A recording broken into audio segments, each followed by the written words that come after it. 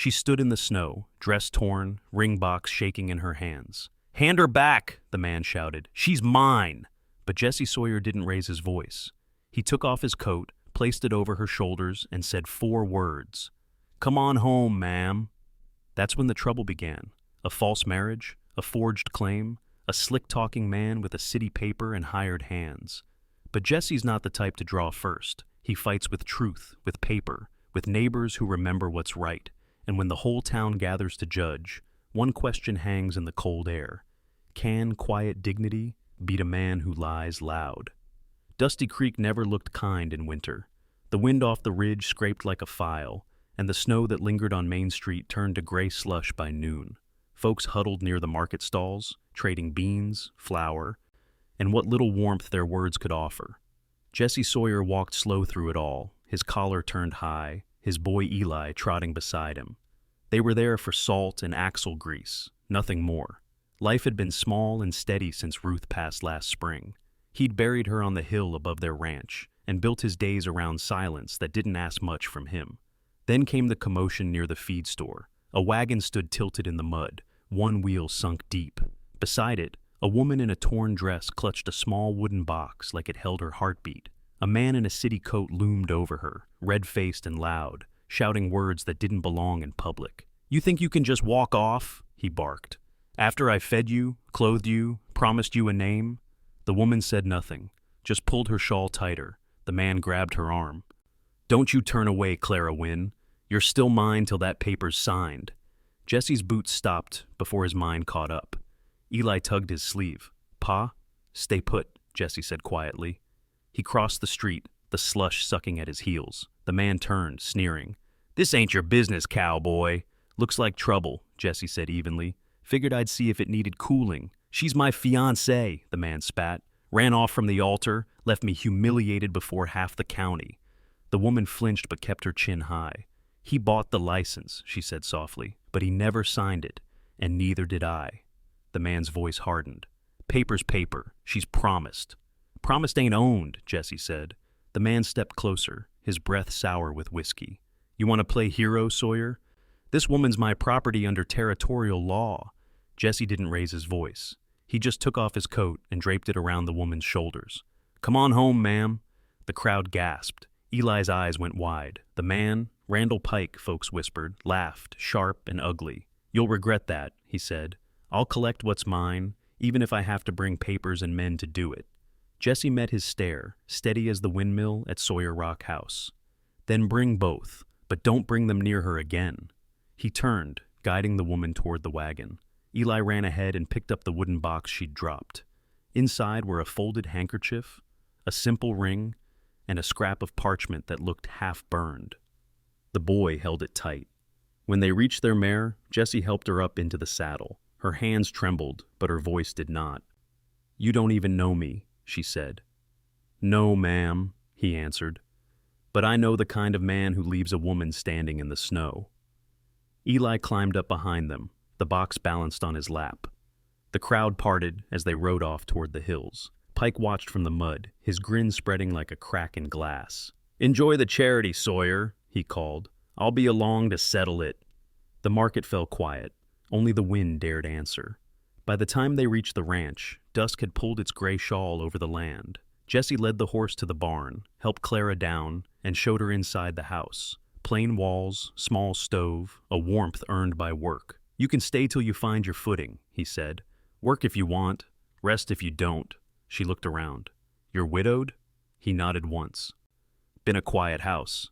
She held the ring from the box between 2 fingers, its silver dull but whole. "Quiet might be what I need." Eli poked his head from the doorway. "Ma'am, there's stew left." Clara smiled faintly. "Then let's start there." Outside, the ridge wind carried Pike's promise across the distance, like a storm still too far to see, but close enough to feel. The kettle sang low on the Sawyer stove, and Clara moved through the kitchen, like someone relearning the weight of her own limbs. The coat Jesse had given her hung on a peg by the door. Her dress was still torn at the hem, but she'd pinned it neat. She'd scrubbed her hands till they stung, then found soap and water for the dishes without being asked. "I'll earn my keep," she said as she stirred beans. "Don't need charity." Jesse looked up from where he was mending a strap near the hearth. "Ain't charity," he said. "Just supper." She didn't answer, but the tension in her shoulders eased a fraction. Eli shuffled in from the cold, arms full of kindling. He looked between the two of them, uncertain. Clara met his gaze. "Thank you for carrying the box," she said gently. He grinned and nodded, proud. "You're welcome, ma'am." That night, wind tapped at the windows like long fingers. Jesse stepped out to check the barn and saw a single sheet tacked to the front gate. It was a printed handbill. Bold type at the top read, "Notice of intended claim." Beneath, in smaller letters, "Clara Wynne, formerly affianced to Randall Pike, is hereby noted as owing debt for breach of betrothal and possession of private property. Sawyer Ranch now subject to lien pending legal review." Jesse read it twice, jaw clenched.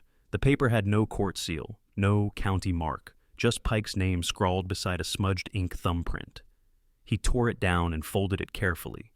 The next morning, Jesse rode into town with Clara's permission to talk quiet with folks who still had a spine under their coats.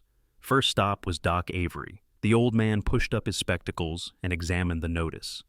"Pike's full of dust and vinegar," he muttered. "Can't file liens without cause, and he's got none. Did you know he tried to sue the general store last fall for emotional slander?" Jesse grunted. "You ever treat Pike for anything like, say, sprained fingers from writing threats?" Doc chuckled. "Only thing I've treated him for is ego."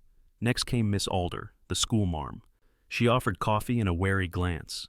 Randall Pike's men have been poking around, asking strange questions. Said Clara might have left with items of bank value. Sounded more like fishing than fact. "You believe her?" Jesse asked. "I've seen too many strong women called liars to doubt one trying to stand," Miss Alder said plainly. On his way out of town, Jesse stopped by Wally Riggins, the old prospector who lived near the Basalt Ridge. Wally had eyes like cracked marbles and a tongue that worked when whiskey was near. "You seen Pike lately?" Jesse asked. "Sure did. Week ago. Had a banker's satchel with him. Clutched it like a sinner clutching scripture. Think he's got dealings we ought to know about?" "Son," Wally said, "that man couldn't write a fair deal if it came with dotted lines and angels watching." Jesse rode home with 3 truths and a headache. By the time he got back, Clara had finished cleaning the front room, sewn a new hem on her dress with thread borrowed from Miss Alder, and baked cornbread that Eli said tasted like sun. The boy had even drawn a picture of the ranch, barn, ridge, Clara by the window. Jesse handed her the folded notice. No seal, no law behind it. Clara read it, face calm. "He's trying to scare us. He's trying to own you." "I'd rather freeze," she said, voice flat. Just then, a figure passed by the ranch road, Pike, on horseback, smiling like a man who thought patience was just another form of leverage. He didn't stop, just tipped his hat and kept riding. Clara didn't flinch, but Jesse noticed how her hand stayed near the kettle, as if it were armor. "We'll file something of our own," Jesse said. "Truth." Clara exhaled slow. "I've kept records, my own." He met her eyes.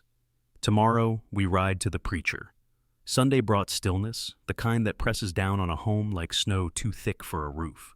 Inside the Sawyer kitchen, the kettle hummed again, but this time Clara sat at the table with a stack of yellowed papers in her lap. Folded clippings, torn journal pages, and one unsigned marriage license. Jesse leaned against the doorframe, arms crossed. "That everything you got?" Clara gave a small nod.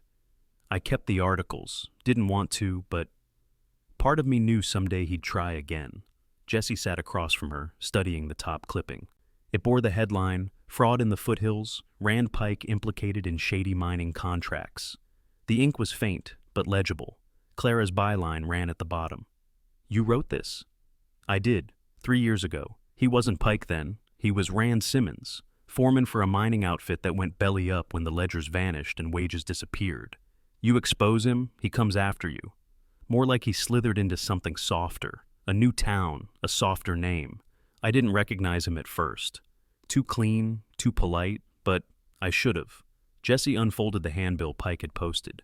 "This says he's Randall Pike, and the license here says Rand Simmons. Neither one holds water." Clara looked down. "I should have known he never meant to marry me. The ceremony was postponed twice. He said the preacher was sick. I kept the license, unsigned. I didn't think I'd need proof one way or the other." "You kept it anyway." She gave a small, bitter laugh. Maybe part of me knew he wasn't done lying. Later that morning, Jesse and Clara rode into town side by side. The preacher's parlor was quiet, but warm. Reverend John Alcott met them at the door, Bible in one hand, coffee in the other. "Morning, Jesse, Miss Clara." "Reverend," Jesse said, setting the unsigned license and articles on the table. "Need to know if this is enough to file a sworn affidavit."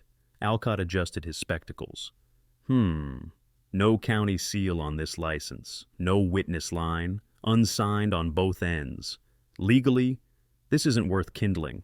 Far as I see, Miss Clara was never married in the eyes of law or church." Clara looked away, her jaw set. "He called me property, Reverend, in front of a crowd." Alcott nodded solemnly. "He'll answer for that, but law first, vengeance never." Jesse tapped the clipping. "Also use two names." "That'll matter. Names are anchors in legal water. Can't claim both and pretend clean." They filed the affidavit then and there. Clara's hand trembled at first, but steadied by the time she signed. Jesse followed, his signature sharp and spare. Alcott slid the preacher's ledger toward them. "Everything written here stands before the Lord and the county clerk." Jesse nodded. "We'll bring this to the council. Let Pike show his papers, and we'll show ours." Back at the ranch, Eli met them with 2 rabbits in hand and dirt on his cheeks. "Mr. Wally showed me how to set a snare," he beamed. "Hope he showed you how to clean one too," Jesse said, tousling the boy's hair. Inside, Clara went quiet again. Jesse set down his hat and sat beside her. "I know what it means, to feel like someone's always watching for you to stumble." Clara didn't look up. "What if he twists it again, turns the town? Then we stand straight and steady until the wind wears out." She looked over slowly, eyes fierce but worn. "You really believe that?" "I have to. It's how fences hold." The Dusty Creek Church School was half sanctuary, half soup hall that winter. On Wednesday evenings, families gathered for stew, bread, hymns, and whispered news. This week, it felt different. Tension rode the air like sleet, unseen but stinging. Inside, Clara knelt beside a half-circle of children on the porch, reading from The Song of the Lark. Her voice was clear, if a touch low, smoothing syllables like hands over worn fabric. Jesse leaned in the doorway, arms folded, watching. Eli sat cross-legged near the steps, carving a piece of pine into something nearly horse-shaped. Behind them, the low hum of adults filled the room. Market folk, ranchers, a few townsmen, and Sheriff Dugan nursing lukewarm cider. No one mentioned Randall Pike by name, but the man had turned into a shadow stretching across each sentence. Clara paused mid-page. The air shifted. Boots on the walk. Sharp, impatient steps. Pike. He stepped onto the porch like he owned it. City coat pressed, scarf tucked with purpose. In one hand, he held a stack of folded papers. In the other, a cane he didn't need. "Evening, folks," he said, smiling like a snake sunning on a rock. "Thought I'd return something that wandered off." Jesse stepped from the door before Clara could stand. He placed himself between Pike and the children, voice level. "You're not welcome here," Pike smirked. "Didn't come for supper, Sawyer. Just came to collect. The lady's still under debt. I've got notarized liens, banker's note, proof of dowry arrangement, and I've got witnesses say she took my hand willingly." Clara rose, her hands tight on the book. "I also have proof," she said, quiet but firm, "that you lied about your name, about your marriage intent, about the debts." Pike's voice sharpened. "I got paper that says otherwise. And I've got paper that says you're 2 names for 1 mistake," she shot back. The room hushed. Miss Alder stepped forward from behind the stew line. "Maybe," she said evenly, "this needs a hearing, not a hallway shouting match." The preacher nodded. "Saturday morning, right here. Let all parties bring what they've got. Claims, affidavits, statements. We'll weigh truth in daylight." Pike chuckled. "Fine, but don't come crying when the law says that woman's still bound to me by debt and duty." Sheriff Dugan shifted uneasily, his fingers brushing the badge pinned crooked on his chest. "She's got a place," Jesse said, "and protection." Pike tipped his hat. "For now." He turned, pausing on the last step. "I'll bring my proof. You better bring yours." The door shut behind him. A long silence followed. Miss Alder broke it. "Might be time the town remembered who we are." Someone murmured an amen. Clara sat again and opened the book. Her voice didn't tremble this time. That night, Back at Sawyer Rock House, Jesse lit the lamp and watched Eli place the pine carving on the mantel. "What is it?" Clara asked. "It's us," Eli said. "Pa, you, me, and one mule." Clara laughed softly, for the first time since she'd arrived. Jesse looked at Jushi's corner, where the preacher's ledger rested beside the news clippings and unsigned license.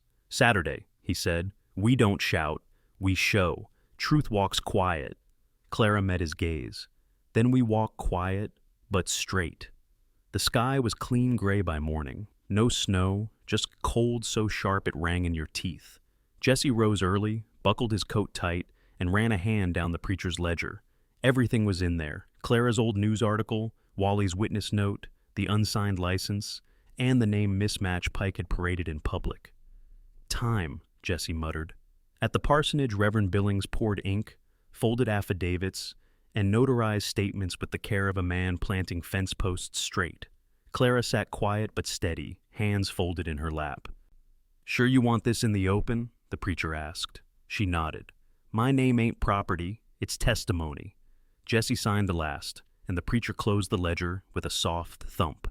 Jesse took the extra copy and carried it to town hall, pinning it on the public notice board beneath the faded rules for swine crossings and schoolhouse decorum.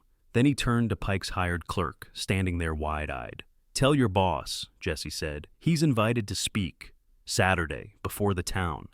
He walked off, coat flapping like a quiet challenge. That night, the wind came first, rattling shutters. Then the dogs barked. Jesse and Clara woke at the same time.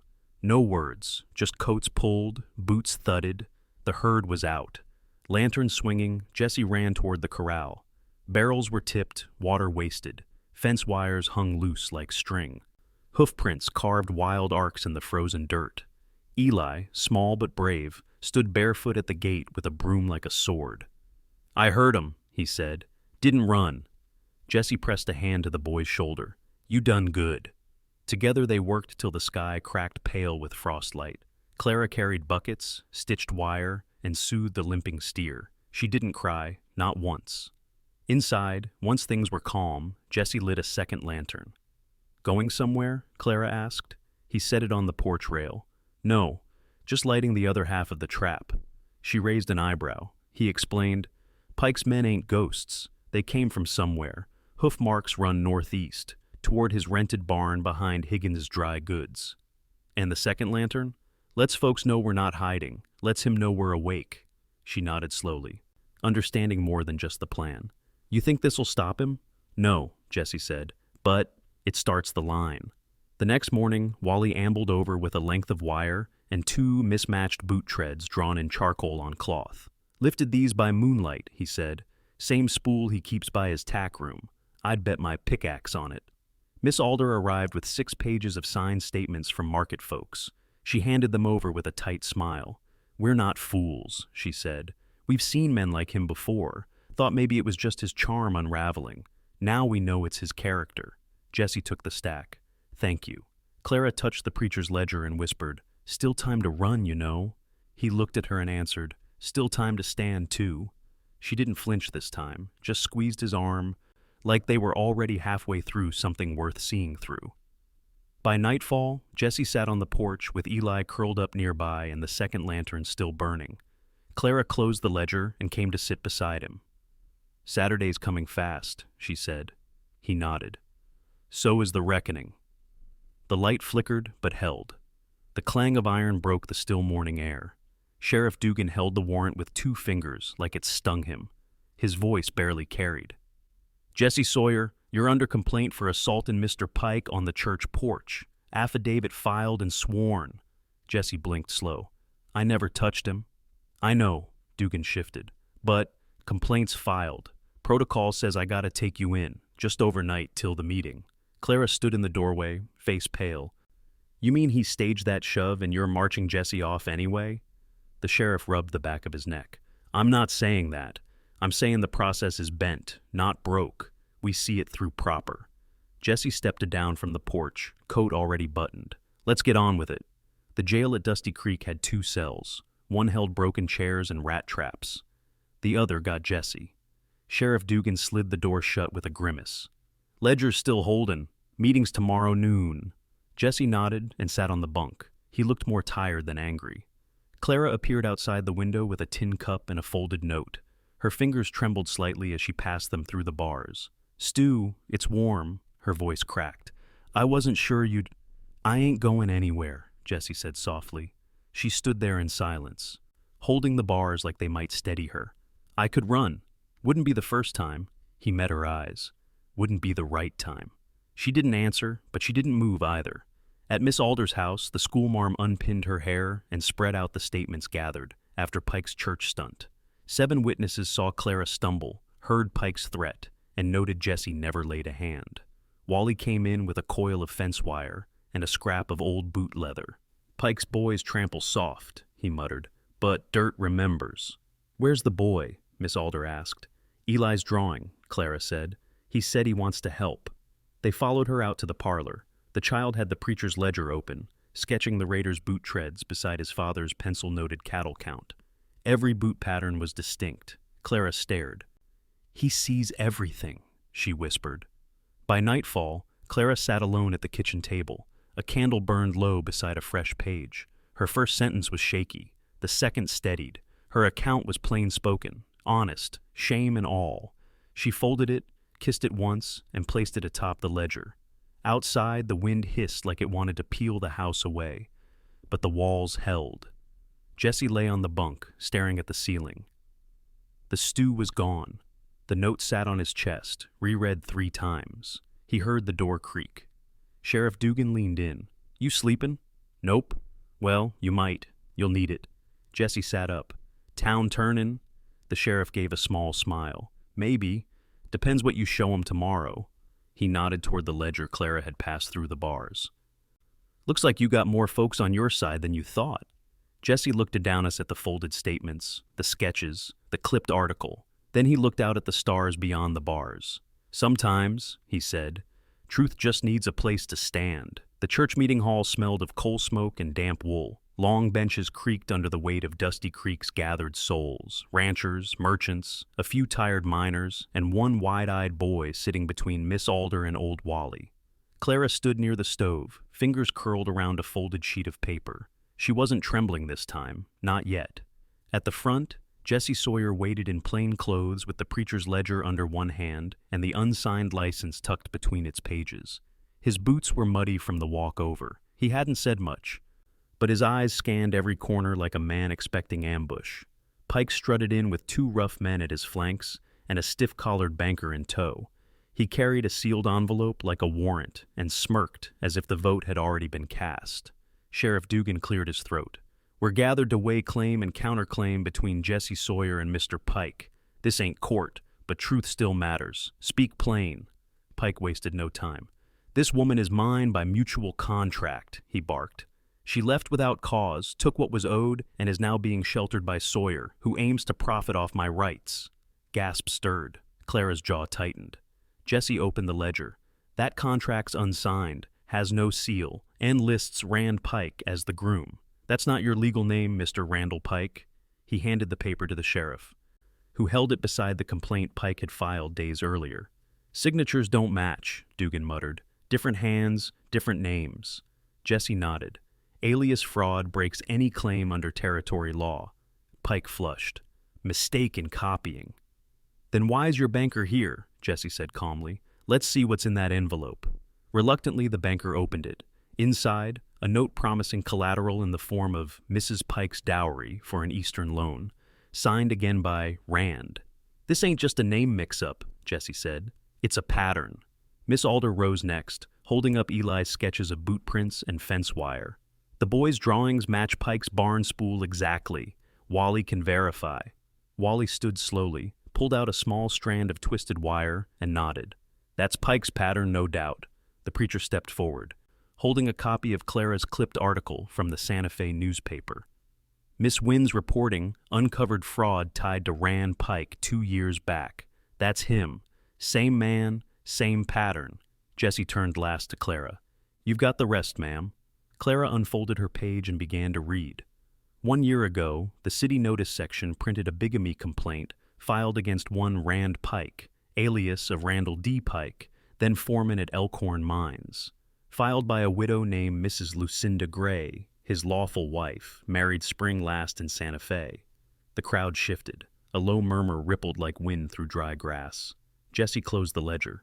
So, the man who claimed a bride he never married, borrowed money against her, cut my fences, and lied under oath, also has another wife. Pike opened his mouth, but nothing came out. Sheriff Dugan stepped forward. That true, Pike? The banker quietly backed away. Pike stammered, I didn't look. I didn't marry Clara. You didn't marry anyone legally, the sheriff growled. But you lied to do it. Lied twice, maybe more. He nodded toward Clara, then Jesse. Truth stood still, he said, but it sure stood firm. The crowd began to rise. Pike's shoulders hunched as whispers rolled through the church hall like a cold wind. His smirk had vanished, replaced by the kind of silence that made even the floorboards creak louder. Sheriff Dugan didn't holster his sidearm, just shifted it forward and kept his hand close. Miss Alder stood, calm as still water. There's more. She pulled a yellowed envelope from her coat, unfolded the letter inside, and handed it to the preacher, who squinted through wire-rimmed glasses.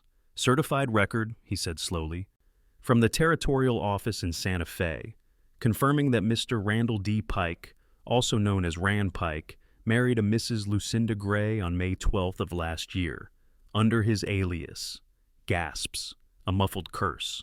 One of Pike's hired men stepped back a pace. The preacher lowered the letter. Bigamy confirmed, fraud reinforced, and we've got proof of trespass and false claims. Sheriff Dugan faced Pike directly now, his voice like gravel. You lied to this town, to the bank. You tried to claim a woman you never married while hiding another wife in Santa Fe. You cut fences, falsified documents, and tried to take land and honor you didn't earn. Pike's mouth opened again, but this time the sheriff raised a hand. Don't, he said, not another lie. He turned to Jesse. Mr. Sawyer, anything else to add? Jesse shook his head once. The truth said enough, the sheriff nodded. Randall D. Pike, you're under arrest for bigamy, fraud, falsifying legal documents, and destruction of property. Pike tried to backpedal, but one of his own thugs took a step between him and the door. You said she was lying, the man muttered, low and bitter. Dugan cuffed Pike's hands with a click that echoed. Seems she was telling the truth the whole time. As he was led away, Pike's eyes landed on Clara. She stood beside Jesse, chin high, hands folded over the now invalid license. He sneered, but there was no weight behind it. You think this means you belong here now? Jesse stepped in front of Clara, not with menace, just presence. She always did. The preacher placed a firm hand on Pike's shoulder. Best keep your eyes on the steps, son. There's ice. As the crowd slowly spilled outside, shoulders lighter and back straighter, Clara remained still. Jesse waited, gave her the space. She finally said, soft and steady, He made me doubt everything, even my own words. You didn't flinch today, Jesse said. That means more than what came before. She gave a half smile. Eli's sketches helped. From behind the stove, the boy peeked out, proud and bashful. Clara turned to Jesse fully. What now? He looked toward the gathering clouds beyond the door. We fix the fence, refill the water barrels, settle back in. And after? He met her eyes. You tell me. For the first time since that muddy market day, she didn't glance down or away. Instead, she nodded once. A decision. A peace. Miss Alder passed by and gently tapped Clara's arm.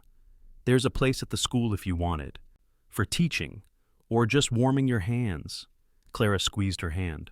I might take you up on that. As the sheriff's wagon rolled away down the slushy street, Dusty Creek exhaled. The truth had taken its time, but it had landed firm. Spring came slow to Dusty Creek, but it came all the same. Snowmelt traced shallow paths through the gullies behind Sawyer Rock House. The fence line Jesse had rebuilt with Eli held steady now, each post plumb, each wire tight. The barrels were full again, the hearth stayed lit, and nobody rode past with threats or paper anymore. Pike was gone. Sheriff Dugan had escorted him to the county line himself, after the banker returned Clara's jewelry box and quietly repaid the church fund. No one said it out loud, but the preacher's roof was repaired faster than usual that week. Clara hung the wedding dress to dry over the porch rail, not to forget, but to begin again. She'd stitched over the torn hem with homespun linen. The lace was gone, but it held stronger now. One morning, Jessie found her kneeling in the soft soil behind the house, planting bluebonnets. Her sleeves were rolled, hands covered in earth, the wind lifting her loose braid. Eli knelt beside her, solemn as a preacher, pressing each seed with care. Jessie cleared his throat. She looked up, brow furrowed. "You all right?" "I was going to ask you that." Clara wiped her hands and stood. "I've had worse winters." A smile ghosted across her face. Jessie nodded toward the ridge trail. "If you're up for a walk, there's someone who wants to meet you." Clara tilted her head, curious. At the pine rise overlooking the creek, the preacher waited, coat buttoned, Bible in hand. Miss Alder held a simple box.